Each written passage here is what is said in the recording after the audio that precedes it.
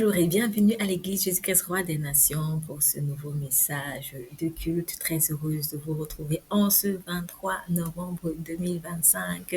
C'est bientôt les fêtes de fin d'année et vraiment je prie que ce que Dieu vous a promis pour 2025, si vous ne l'avez pas encore vu, gardez la foi parce qu'il n'est pas encore trop tard. Ce n'est pas encore le 31 décembre et en un jour, en 24 heures, en une minute, en une heure, Dieu est capable de changer votre destinée parce qu'il est le Dieu de la transformation. Et parfois, ces transformations sont subites.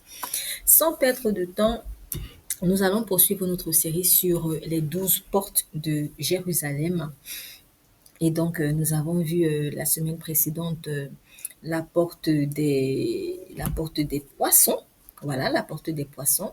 Donc, aujourd'hui, nous allons poursuivre avec la vieille porte. Alors, je vais lire Néhémie chapitre 3 au verset 6.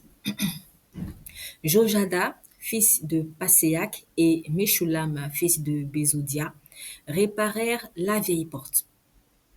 Ils la couvrirent et en posèrent les bâtons, les verrous et les barres. Voilà, donc on a après la porte des brebis, la porte des brebis, la porte des poissons, la vieille porte. Alors, dans certaines versions, on parle de la porte du vieux mur, ou alors la porte vieille, ou encore même la porte de Yekana ou Yeshana. Bon, bref, je ne sais pas si je prononce bien, mais bon, en tout cas, ça s'écrit Yeshana. Donc voilà toutes les portes, pardon, voilà à peu près les différentes expressions que vous pouvez avoir par rapport à cette vieille porte. Donc je répète, vieille porte, porte vieille, porte du vieux mur, porte de Yeshana. Alors, le mot hébreu Yashan, qui est utilisé ici pour traduire vieille, donc vieille porte, est généralement utilisé pour traduire vieux, ancien, emmagasiné, emmagasinage. Donc, Yashan, si vous fouillez dans la Bible, vous verrez que, en fait, ce mot-là, il est traduit très souvent par vieux, ancien, emmagasiné, emmagasinage. Et Yashan vient de l'hébreu Yashen, qui signifie dormir, être endormi, enfin, en tout cas, qui a été traduit par dormir, être endormi, être là, donc être fatigué. Et ce qui est intéressant, c'est qu'il a été aussi utilisé pour traduire le mot invétéré ou le mot chronique dans Lévitique 13 au verset 11 au sujet de la lèpre invétérée. Donc, il y a un message de culte, vous aurez la référence, vous avez la référence tout en bas dans la description, en fait, à propos de la lèpre invétérée. Donc, mais le contexte ici, c'est une lèpre de maison, qui est apparue dans la maison d'un Israélite. Et puis, bon, avait donné certaines instructions pour en venir à bout de ça. Et il arrive que, malgré les démarches qui sont faites par le sacrificateur pour pouvoir éradiquer la lèpre, ça part pas facilement. Donc, et Dieu avait dit, à ce moment-là, en fait, on parle de lèpre invétérée. Donc, en tout cas, Yachen a aussi été traduit par invétéré ou dans d'autres versions chronique. Donc, quelque chose de difficile.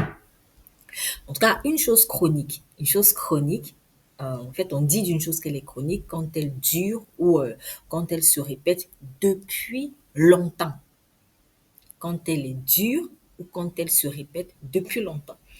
Elle est invétérée lorsque elle est fortifiée ou rendue immuable par la durée. Voilà. Donc, ça veut dire qu'en fait, cette chose, elle est là depuis longtemps, elle ne change pas. Elle est là depuis longtemps, elle ne change pas. Elle est comme indéracinable.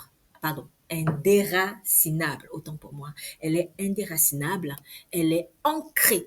En fait, c'est là, c'est dur, ça part pas. En fait, c'est comme si elle te dit, j'ai mes racines là, et en fait, tu peux pas les déloger.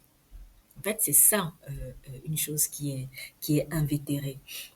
Bon, très souvent, en fait, on utilise ces mots chroniques ou invétérés dans un sens péjoratif, en parlant par exemple de maladie ou de mauvaises habitudes. en général. Cependant, dans le cadre de notre méditation actuelle, il y a en fait longtemps, longtemps, il y a enraciné, il y a ancré qui, moi, personnellement, m'interpelle surtout dans un sens, cette fois-ci, positif.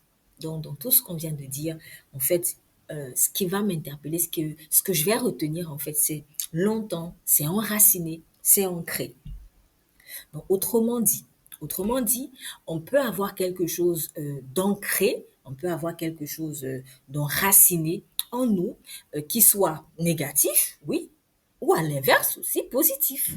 Voilà, donc ce n'est pas parce que c'est ancré que c'est forcément négatif, on est d'accord. En tout cas, tout dépend de la nature de ce qui est ancré.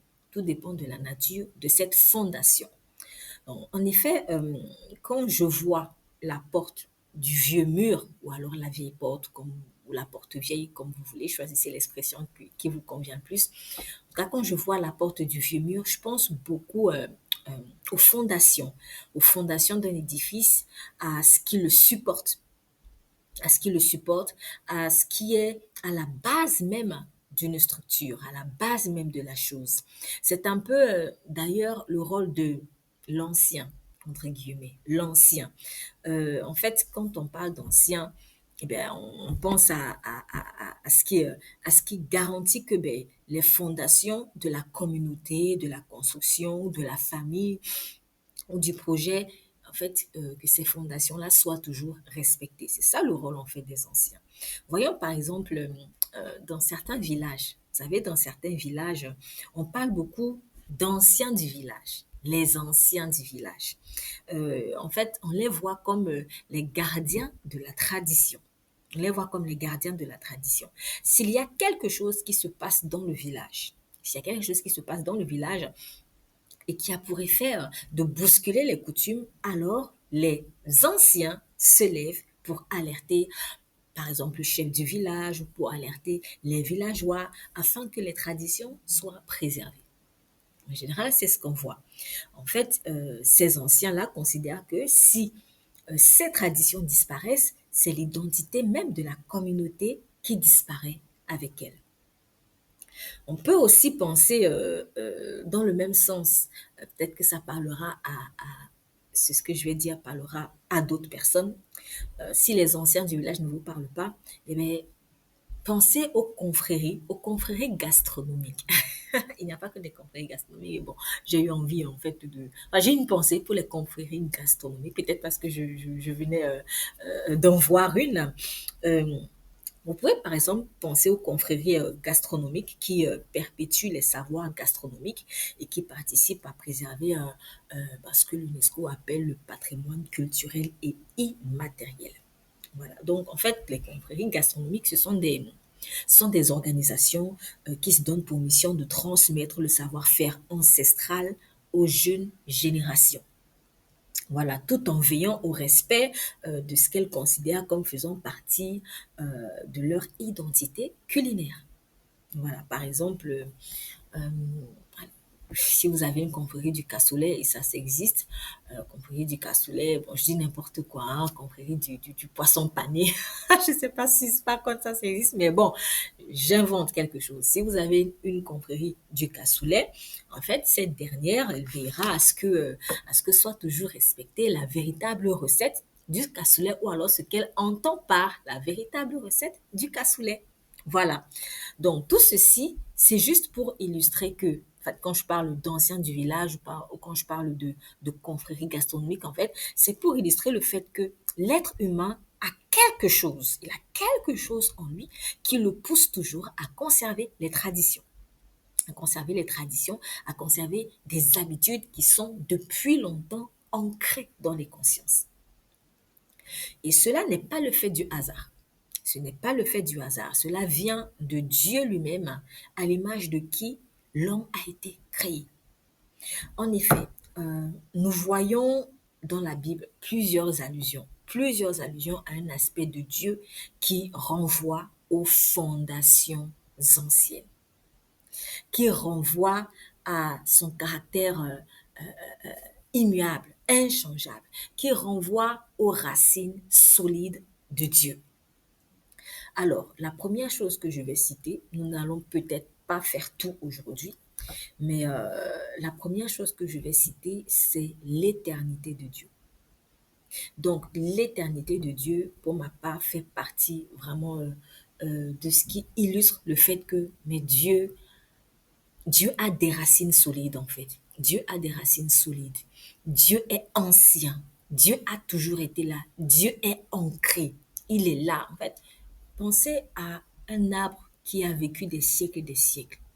D'ailleurs, j'ai constaté qu'aujourd'hui, ben, il y a des personnes, il y a des personnes qui militent pour que soit préservé dans cet écosystème, en fait, les plus vieux arbres. Voilà, et quand il y en a un qui tombe, oh là là, bon, c'est un choc. Bon, ben, vous voyez, en fait, parce que c'est pas toujours commun, c'est pas toujours commun en fait de voir peut-être un arbre qui a fait, je sais pas moi, 500 siècles, 600 siècles, ce genre de choses. En fait, il y a vraiment une richesse qui est derrière. Et ben ça aussi, c'est un aspect de Dieu. En fait, en Dieu, il y a vraiment quelque chose qui renvoie aux fondations anciennes. Et l'une de ces choses-là, c'est son éternité. Il y a autre chose, mais nous allons commencer par l'éternité. Alors, je vais citer d'abord le psaume 92, 2, qui dit: ton trône est établi dès les temps anciens. Tu existes de toute éternité. C'est Dieu qui parle à David. Et David était prophète. Il parlait à ce moment-là par l'Esprit de Dieu. Donc, par l'Esprit de Dieu, David dit à Dieu: ton trône est établi dès les temps anciens. Donc, Dieu a un trône. Et ce trône-là est établi dès les temps anciens. Tu existes de toute éternité. Donc, il n'y a pas de commencement avec Dieu. Tu ne peux pas dire, bon, Dieu est né à telle date. Non, non, non. Il existe de toute éternité. Il est ancien. Il a toujours été là. On peut citer aussi le psaume 45, verset 7. Ton trône, ô Dieu, est à toujours. Je, je lis juste un extrait. Ton trône, ô Dieu, est à toujours. En fait, le trône de Dieu a toujours été là. Ça ne sert à rien de chercher un commencement à Dieu. C'est cela. Le prophète Daniel, dans Daniel 7, verset 9, l'a appelé l'ancien des jours. Donc, il avait une vision. Et il dit, pendant que je regardais, on a placé des trônes et l'ancien des jours s'est assis. Il est en train de parler de Dieu. L'ancien des jours, c'est-à-dire que je ne sais pas à quel moment on peut déterminer que le premier jour a commencé, mais une chose est sûre, c'est que avant que ce premier jour-là ne commence, il y a eu un ancien, donc quelqu'un qui a précédé le temps. Alléluia. Dieu est l'ancien des jours.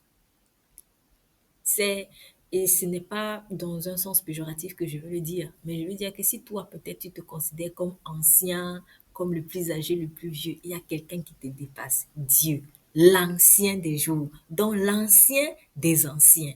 Il est là depuis longtemps.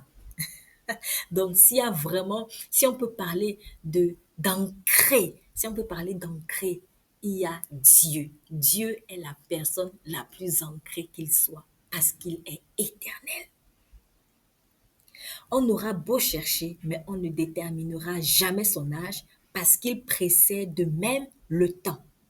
Il précède les jours puisque c'est lui qui les a créés. Normalement, on détermine l'âge d'une personne en fonction d'un repère temps. En fonction d'un repère temps.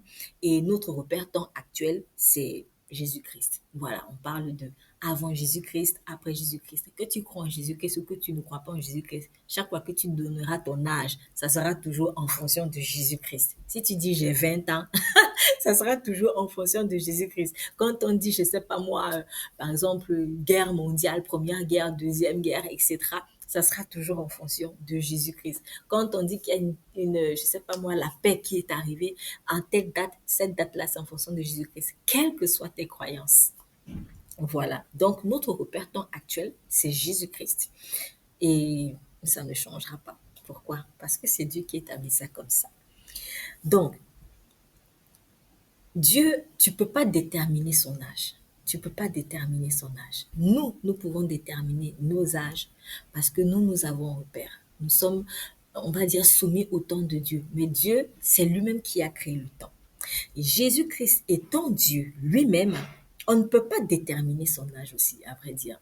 Donc, on va dire, bon, tiens, il est né, bon, encore qu'on sait que c'est pas vraiment le 25 décembre ou 24 décembre, comme vous voulez. Bon, l'homme essaye de se fixer un moment, mais à vrai dire, Christ a toujours été. C'est juste qu'il a pris la forme humaine. Christ est Dieu lui-même. Christ est Dieu lui-même. C'est pas le sujet du jour, mais bon, je dois le dire. Christ est Dieu lui-même.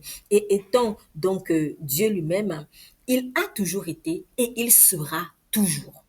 Voilà. Il avait dit aux Juifs, et cela les avait choqués, avant que Abraham soit, je suis. Parce qu'ils lui ont dit, mais toi, tu n'as même pas 50 ans et tu dis que tu dépasses déjà Abraham. Il a dit, avant qu'Abraham fût, je suis. En fait, j'ai existé avant Abraham. Donc, ne me voyez pas comme ça. C'est juste que je suis venu sur terre pour vous sauver. Mais moi, j'ai toujours existé. Pourquoi? Parce que je suis un avec Dieu. Donc, c'est d'ailleurs pourquoi, en parlant du Messie d'Israël, donc Christ, le prophète Ésaïe dit qu'on l'appellera Père éternel. Là, je suis en train de citer Ésaïe 9,6. Donc, il dit qu'on l'appellera Père éternel. On appellera le Messie. Vous vous rendez compte? On appellera le Messie Père éternel. En fait, ce Messie-là, c'est Christ. Ça veut dire que ce Messie, même si tu n'acceptes pas que ce soit Jésus-Christ, il est évident donc que ce Messie n'est pas un simple être humain. Parce qu'un simple être humain ne peut pas être ton Père éternel. C'est pas possible. Voilà. Donc, en tout cas, Christ est Dieu et selon le prophète Ésaïe, on l'appellera Père éternel. Il n'était même pas encore né sur terre que Ésaïe, par l'Esprit de Dieu, avait déjà vu qu'il s'appelle Père éternel. Donc, Christ est le Père éternel. Le Père, c'est celui qui donne la vie. Éternel, qui fait allusion pour ma part à Alpha et Oméga. Donc, pas de commencement, pas de fin. Donc, voilà pourquoi, en tout cas, l'homme aspire tant à l'éternité. L'homme aspire tant à l'éternité. Pourquoi? Parce que c'est l'empreinte de son Créateur qui parle en lui. C'est l'empreinte de ton Créateur qui parle en toi, en fait. Et lorsque l'homme se réconcilie avec son Créateur, l'ADN de l'éternité en lui est restauré.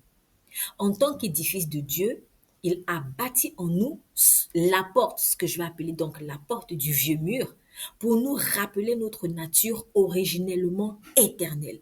En fait, pourquoi est-ce que j'aspire à l'éternité? Pourquoi est-ce que tu aspires à l'éternité? Eh bien, parce que tu as été créé par un Dieu éternel.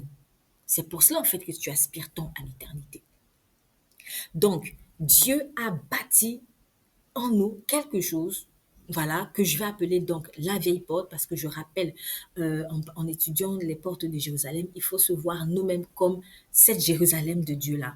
Et cette Jérusalem de Dieu a plusieurs portes. Ça veut dire que toi et moi, nous avons chacun plusieurs portes. Et dans ces différentes portes-là, il y a donc la porte du vieux mur. Et cette porte du vieux mur-là, en fait, en toi, c'est ça qui te rappelle que, ben, en réalité, tu es un être éternel. À la base, tu es un être éternel. À la base, je suis un être éternel.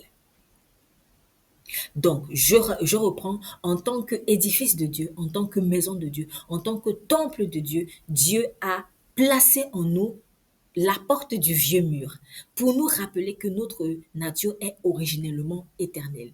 Donc, que cette porte du vieux mur en nous soit restaurée ou pas encore, elle continue de nous rappeler que notre âme est éternelle et qu'elle doit retourner à son Créateur pour vivre éternellement avec lui. C'est comme une porte témoin. Voilà, la porte du vieux mur en toi est comme une porte témoin entre Dieu et toi. C'est, euh, elle est témoin en fait d'une relation censée être éternelle.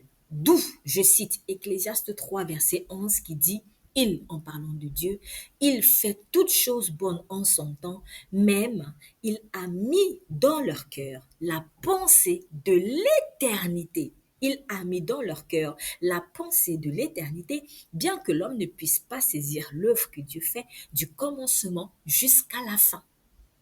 Tu vois? Donc, Dieu a placé dans notre cœur la pensée de l'éternité. Et c'est grâce à cette porte du vieux mur que l'être humain cherche souvent des réponses par rapport à son éternité. En fait, cette pensée de l'éternité-là, si tu veux, pour faire plus simple, c'est un peu la porte du vieux mur que Dieu établit en toi. Vieux par rapport à ancien, par rapport à éternel. Elle est en toi. Il y a quelque chose en toi, en fait, qui représente la porte du vieux mur. Et cette chose, en fait, c'est la conscience de l'éternité, la pensée de l'éternité. Et nous voyons bien dans Ecclésiaste 3:11 que c'est Dieu lui-même qui l'a placé. Donc, c'est grâce à cette porte du jeu mur que l'être humain cherche souvent des réponses par rapport à par rapport à son éternité, par rapport à la vie après la mort.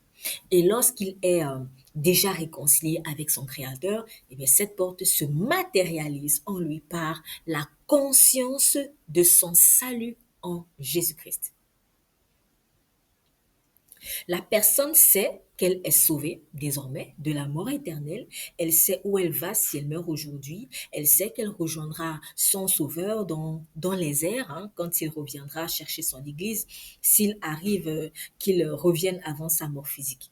Donc voilà, c'est-à-dire que tu sais, quand tu étais réconcilié avec Dieu, tu sais où tu vas si tu meurs. Voilà, tu sais que tu rejoins Dieu au paradis. Et tu sais que de toute manière, si tu ne meurs pas physiquement et que Jésus revient, eh ben, tu seras enlevé avec lui quand il viendra chercher les siens. C'est justement parce que, en fait, la porte du vieux mur de la personne qui était réconciliée avec Christ était bien bâtie. Pardon, je reprends. C'est justement parce que sa porte du vieux mur, je vais parler d'une autre personne qu'on connaît très bien si vous lisez la Bible, l'apôtre Paul, c'est parce que sa porte du vieux mur était bien bâtie que Paul a pu dire ceci, je cite, j'ai combattu le bon combat, j'ai achevé la course, j'ai gardé la foi. Désormais, la couronne de justice m'est réservée. Le Seigneur, le juste juge, me la donnera dans ce jour-là. Et non seulement à moi, mais encore à tous ceux qui auront aimé son avènement. De Timothée 4:8. Donc, la porte du vieux mur de Paul, apôtre de Jésus-Christ, avait été rebâtie. Quand il n'était pas en Christ, il n'avait pas l'assurance de son salut. Donc, mais il était quand même le temple de Dieu, sans le savoir. Et sauf que, en tant que temple détruit, démoli, et bien la porte du vieux mur, sa porte du vieux mur était démolie aussi.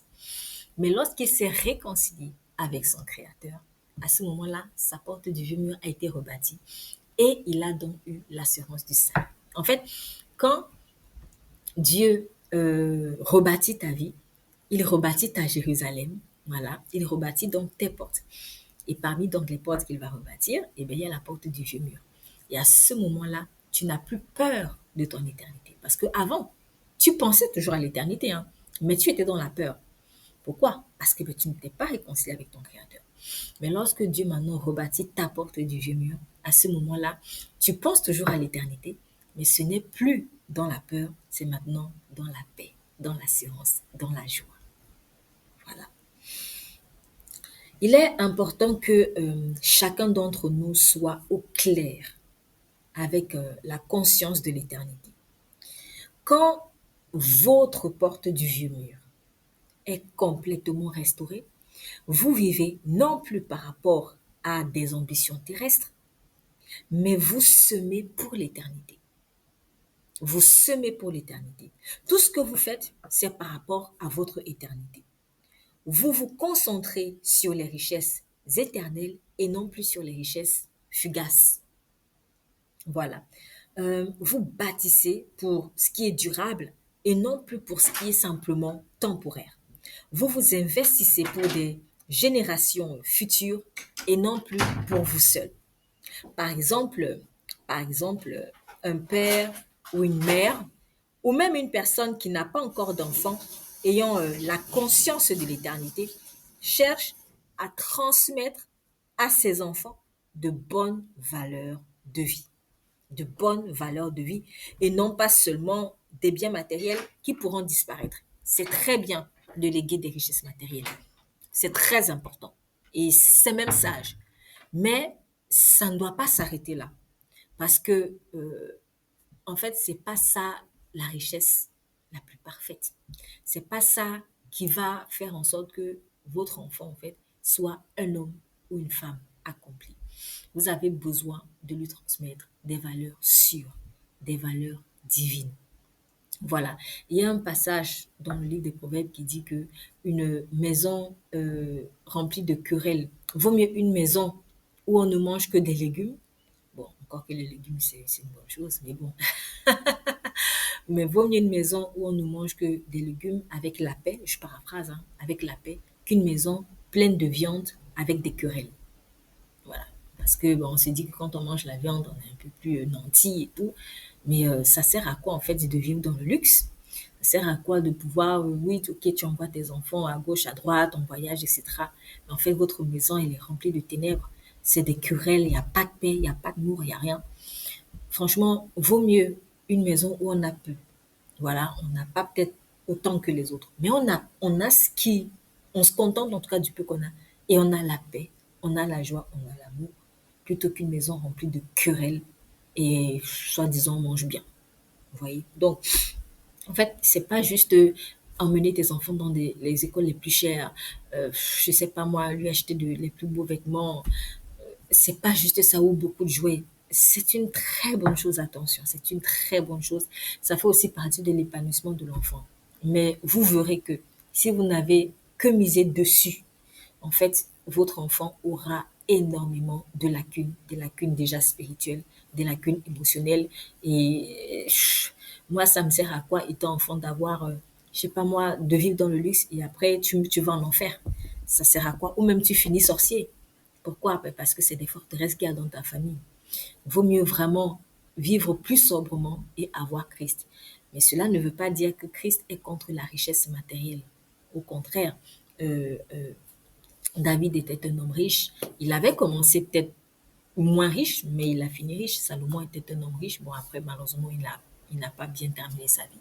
Mais en tout cas, on avait des personnes dans la Bible, on a plusieurs exemples. Daniel, je pense que c'était quand même un homme qui était financièrement assis parce que c'était quand même un grand conseiller du roi. Joseph aussi, il a fini très riche même.